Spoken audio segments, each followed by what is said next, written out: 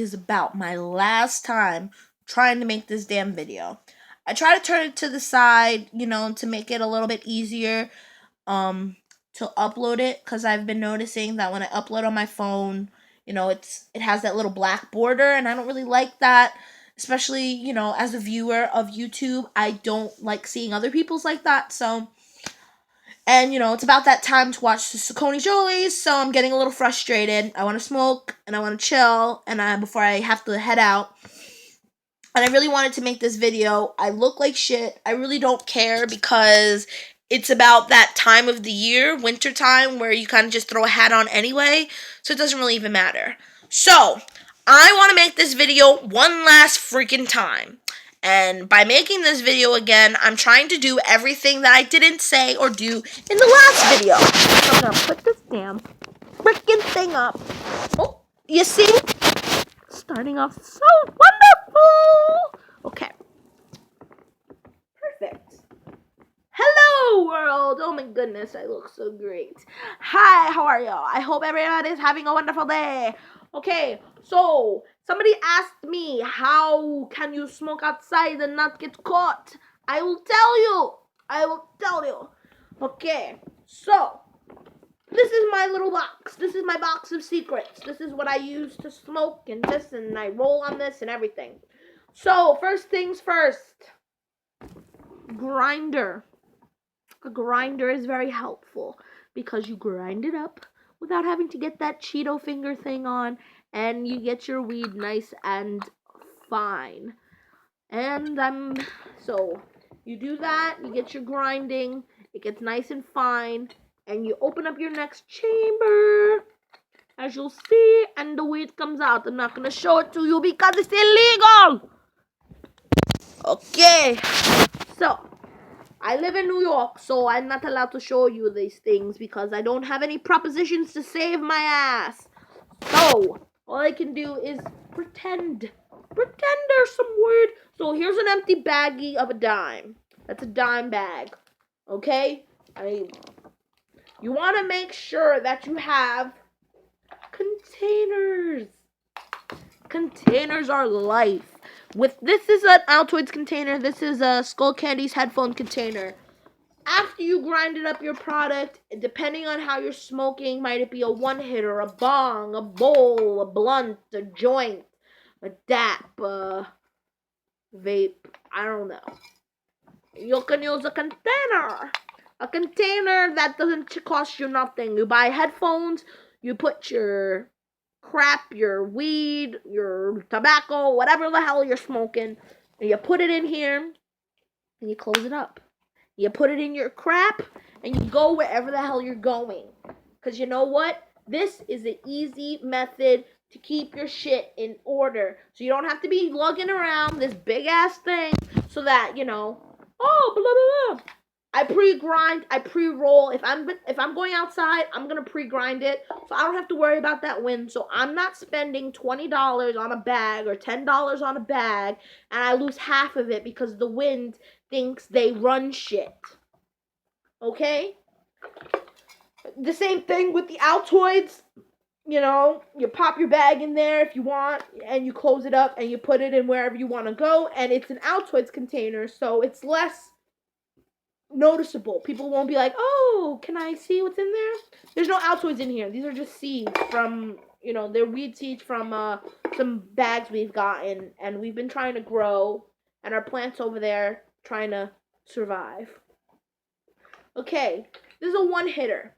This one-hitter sucks, but the thing about a one-hitter is it's metal, it gets very hot, you want to be very careful, it will burn the crap out of you.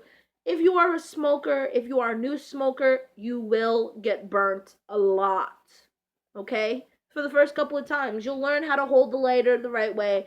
Even some days I just have the day where I'm just like, what the fuck? I don't know how to use this. So, this is not the best investment, but this is one of the most discreet investments. So, it looks like this. It looks like a cigarette. It's about the size of a normal cigarette. It's like rolling out of my hand, but it's about the same size as a normal cigarette. This is a Newport 100. It's about half that size, so about the same size. So these are great to have. They're very easy to hide. I can't think of words. I'm sorry. Words are not my strong suit. So it's very easy to hide. You can smoke from a distance and you could just look like you're smoking a cigarette.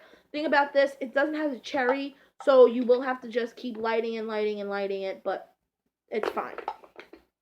Another thing you want to make sure you have is a lighter. Did I say that already? I'm not sure because I've done this video so many times, so it sounds exactly the same as before. But if I didn't say it, lighters are important. Make sure you have a freaking lighter. I prefer Bic lighters. Bic lighters are the best lighters because they have that little ridgy thing. You can get them in any type of color. So that you won't run into. Oh, is that my lighter? No, it's not your lighter. It's my lighter because my lighter is this. Blah, blah, blah. So, as you can see at the bottom, mine says all these little, on all my lighters, they have that, like that darkness at the bottom. That's how I put my blunts out when I'm outside. So I'm not stabbing it into the ground and, like, breaking it. You want to make sure you have a lighter. I've run into so many problems while I was outside and I didn't have a lighter. I had to go all the way back to the store, buy a lighter. If I didn't have enough money because I just bought my bud and my wrap and I ran out of money, you can't buy a lighter, get some matches. And I've even run into the problem where I wasn't, because when I turned 18, the law actually just changed in New York. I don't know if it was just everywhere, but in New York, you weren't allowed to buy any tobacco products unless you were 21. And as soon as I turned 18, I was not allowed to buy any tobacco products.